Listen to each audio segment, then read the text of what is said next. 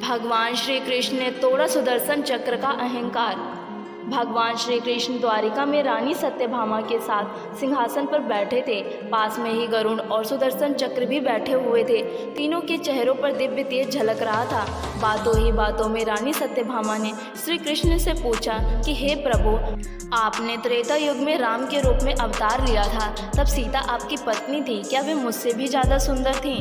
द्वारिकाधीश समझ गए कि सत्यभामा को अपने रूप का अभिमान हो गया है। तभी गरुड़ ने कहा कि भगवान, क्या दुनिया में मुझसे भी ज़्यादा कोई तेज गति से उड़ सकता है?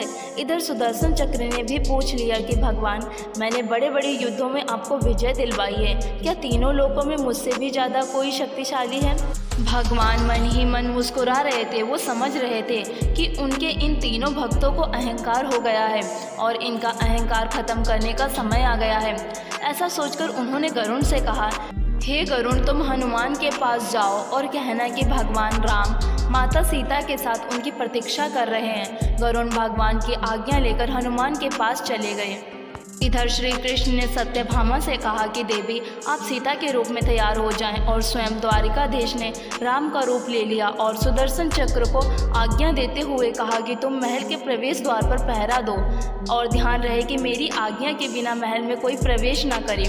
भगवान की आज्ञा पाकर चक्र महल के प्रवेश द्वार पर खड़े हो गए। गरुड़ ने हनुमान के पास पहुंचकर कहा कि हे वानर श्रेष्ठ, भगवान राम माता सीता के साथ द्वारिका में आपसे मिलने के लिए प्रतीक्षा कर रहे हैं। आप मेरे साथ चले, मैं आपको अपनी पीठ पर बैठा के शीघ्र वहां ले चलता हूं। हनुमान ने विनयपूर्वक गरुड़ से कहा, आप चलिए, मैं आता हूँ। गरुड़ ने सोचा, पता नहीं बूढ़ा वानर कब पहुँचेगा, खैर मैं भगवान के पास चलता हूँ। यह सोचकर गरुड़ शीघ्रता से द्वारिका की ओर उड़े।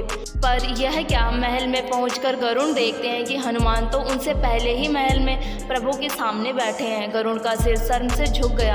तभी श्री राम ने हनुमान से कहा कि पवन पुत्र, तुम बिना आज्ञा के महल में कैसे प्रवेश कर गए? क्या तुम्हें किसी ने प्रवेश द्वार पर रोका नहीं? हनुमान ने हाथ जोड़ते हुए सिर झुकाकर अपने मुंह से सुदर्शन चक्र निकालकर प्रभु के सामने रख दिया।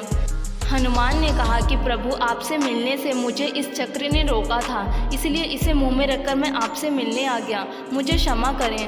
हनुमान ने हाथ जोड़ते हुए श्री राम से प्रश्न किया, हे प्रभु, आज आपने माता सीता के स्थान पर किसी दासी को इतना सम्मान दे दिया कि वह आपके साथ सिंहासन पर विराजमान है। अब रानी सत्यभामा का अहंकार भंग होने की बारी थी। उन्हें सुंदरता का अहंकार था जो पल भर में चूर हो गया था। रानी सत्यभामा, सुदर्शन चक्र व गरुड़ जी, तीनों का गर्भ चूर चूर हो गया था। वे भगवान की लीला समझ रहे थे। तीनों की आंखों में आंसू बहने लगे और भगवान के चरणों में झुक गए। कहानी पसंद आई है तो इसे लाइक ज़रूर करें और चैनल को भी सब्सक्राइब कर लें। Thank you.